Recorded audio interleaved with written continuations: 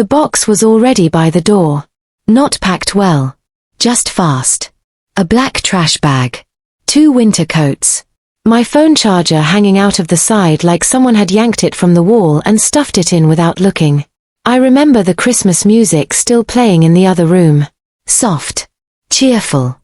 Completely wrong. Someone laughed. Someone said, "Leave it. He'll figure it out." I stood there with my hand still on the hallway wall, staring at everything I owned sitting on cheap tile under a strand of blinking red lights. No one had said I needed to leave. Not yet. But they had already decided where I belonged. That's when I realized something was very wrong. My name is Aaron, and at the time, I was staying in my brother's guest room. Not because I was reckless. Not because I had nowhere to go forever. 6 months earlier, the small apartment building I lived in had been sold, renovated, and emptied out 1 unit at a time. Mine was one of them. I had savings, but most of it was tied up in a property dispute after our mother died. The house she left behind was supposed to be sold cleanly, with the money split between me and my older brother, Daniel. That was the agreement. Until it wasn't. Daniel told me staying with him for a few weeks made sense while the lawyers finalized the paperwork. His wife, Melissa, acted warm enough in front of other people. In private, she mostly acted inconvenienced. Still, I kept my head down. I worked early shifts for a restoration company, contributed cash for groceries, fixed their leaking sink, repainted the fence gate, and made myself small in a house that never really let me forget I was temporary. By Christmas, I noticed little things had changed. Daniel had become careful around me. Too careful. He'd lower his voice when taking calls. He started stepping outside to answer messages, even in the cold. If I entered the kitchen, conversations ended half a second too fast. Melissa began asking oddly specific questions. Had I spoken to the probate office lately? Did I still have Mom's old file box? Had I ever made copies of her handwritten notes? None of it was enough on its own. That was the problem. If I mentioned it, Daniel smiled like I was exhausted and told me I was reading too much into everything. Melissa would tilt her head and say, "Aaron, you've been under a lot of stress. Maybe don't assume the worst from people trying to help you." Trying to help me. That sentence stayed with me because help doesn't usually feel like surveillance. 3 days before Christmas, I came back from work and found my room cleaner than I'd left it. Not tidier. Searched. My duffel zipper was on the wrong side. The envelope where I kept receipts had been tucked back under my sweater instead of inside the side pocket. Even the showbox under the bed had been pushed in the wrong direction. At dinner that night, Daniel asked whether I still had Mom's second key ring. He asked it too casually. I said no, because I wanted to see his face. He looked relieved for a fraction of a second. Melissa noticed I noticed. Then she reached for the potatoes and changed the subject. Christmas Eve was worse. Daniel drank more than usual, which made him careless. He made a joke to our cousins about some people confusing a free room with inheritance rights. Everyone laughed politely because that's what families do when something ugly is said in a festive tone. I laughed too. A small one. Just enough. Then Christmas Day came, and with it, the moment he finally stopped pretending. We were in the living room. Wrapping paper everywhere. Kids running between chairs. Melissa's sister filming on her phone. Daniel holding a glass of bourbon like he was performing for a room instead of sitting in it. He looked straight at me and said, "Let's be honest, Aaron. You're just homeless." A few people froze. A few looked down. Someone gave that embarrassed half-laugh people use when they want a thing to disappear without challenging it. I didn't say anything. That seemed to bother him more than if I had. He went on talking. Too much. About responsibility. About adulthood. About how some people cling to things that were never theirs. Melissa kept saying, "Daniel, stop," but she said it the way people do when they don't actually want someone to stop, only to sound better in the memory later. Then I saw something that didn't fit. Melissa's sister lowered her phone very quickly when I turned toward her. Not because she'd been filming the joke. Because she'd been filming me. And suddenly, the box by the door made sense. The comments. The questions. My room being searched. The weird calls. The fake concern. This wasn't random cruelty. It was preparation. So I stopped reacting. And I started watching. I didn't confront them that night. I picked up the trash bag. I nodded at a few relatives. I said I needed air. No one stopped me. That told me enough. I walked out with my things and drove to a motel off the highway. Nothing dramatic. Just a place with a flickering sign and a receptionist who didn't ask questions. I slept for 3 hours. Then I started checking what I still had. My phone. My wallet. My keys. And the small lockbox I'd kept at the bottom of my duffel. It was still there. Inside were copies. Not originals. Just photocopies I had made months ago when the probate process started. Bank statements. A copy of Mom's handwritten note about how she wanted the house handled. And one thing I almost didn't remember putting in there, a USB drive. I had backed up some documents early on, mostly out of habit. I worked around restoration jobs. I'd seen too many situations where people lost everything because they trusted the wrong timing. I plugged it into my laptop. Most of it was what I expected. Scans. Old photos. Email drafts. Then I saw a folder I didn't recognize. It had a date from 2 weeks earlier. I opened it. 3 video files. I stared at them for a while before clicking. The first video was short. Shaky. Recorded from a phone placed somewhere low, maybe on a counter.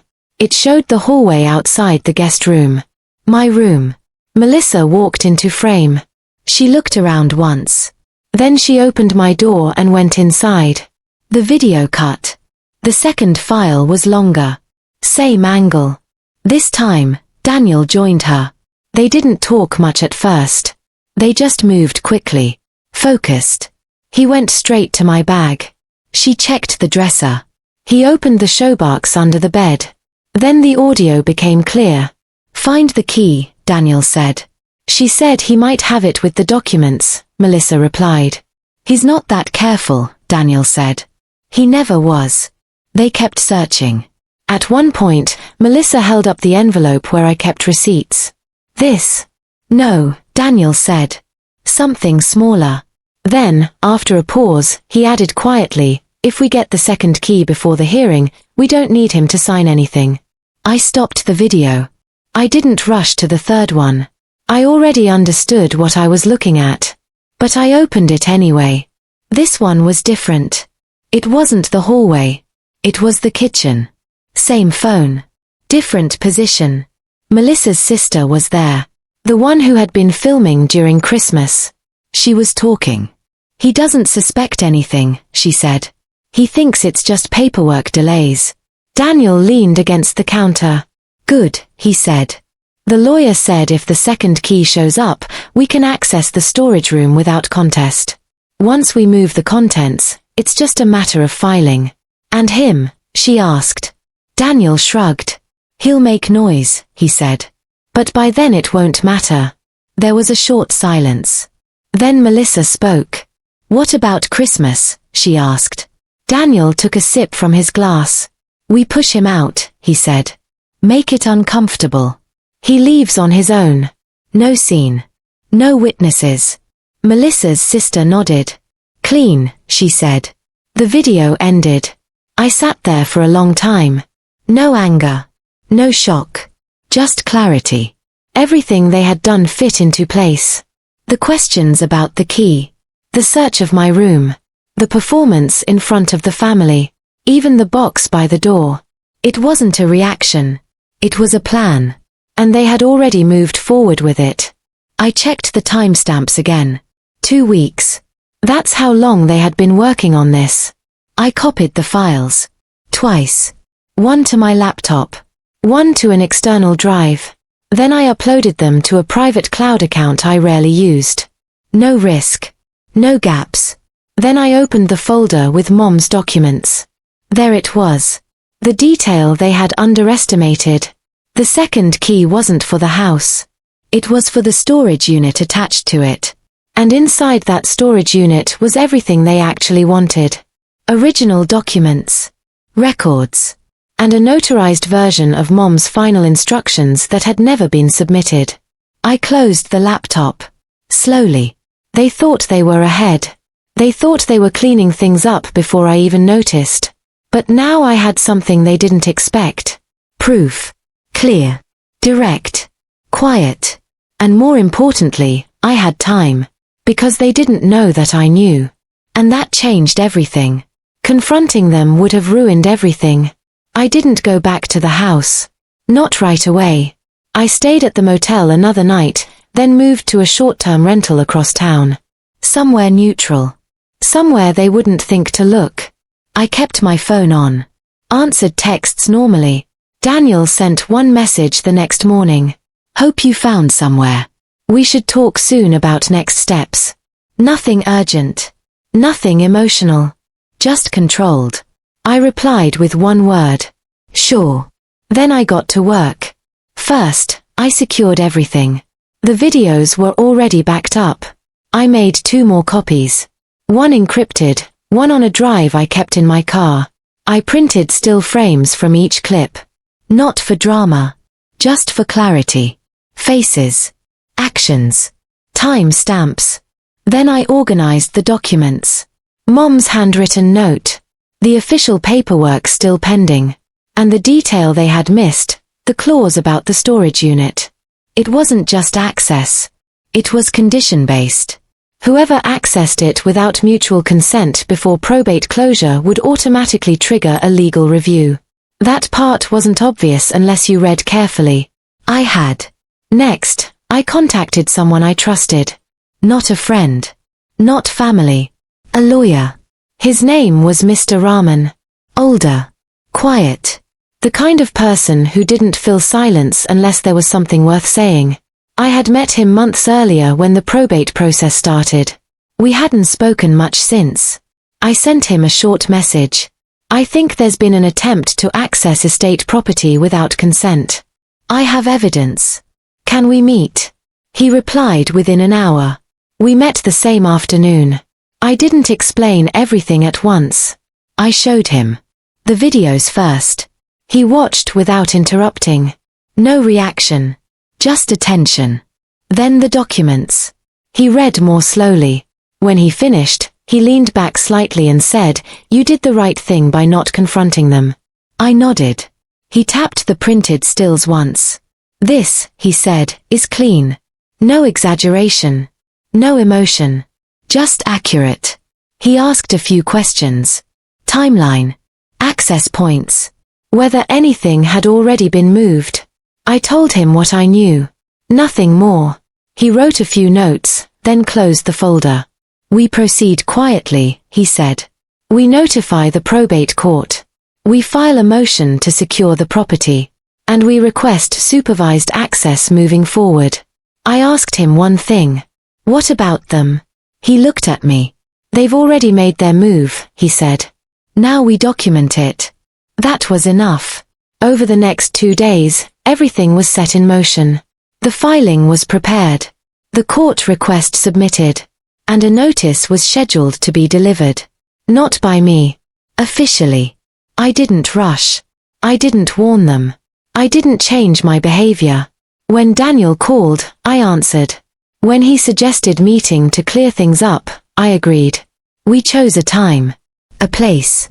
His house. Of course. Melissa sent a message too. Let's just talk calmly. No misunderstandings. I read it twice. Then I put the phone down. They still thought this was about control. About pressure. About pushing me into reacting. They didn't realize the situation had already shifted. By the time the meeting was set, the notice had already been processed. By the time I agreed to come over, the court had already acknowledged the motion.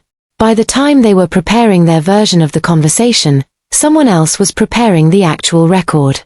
The morning of the meeting, I woke up early. No nerves. Just routine. I checked the files again. Everything in place. Nothing missing. Then I got a message from Mr. Rahman. We'll be there at 10:30. I looked at the time. 10:12. I stood up, picked up my keys, and left. They thought it was just another conversation. Another chance to manage the situation. Another moment where I would sit across from them and accept whatever version they offered. They thought I would walk in alone. They thought they still had time.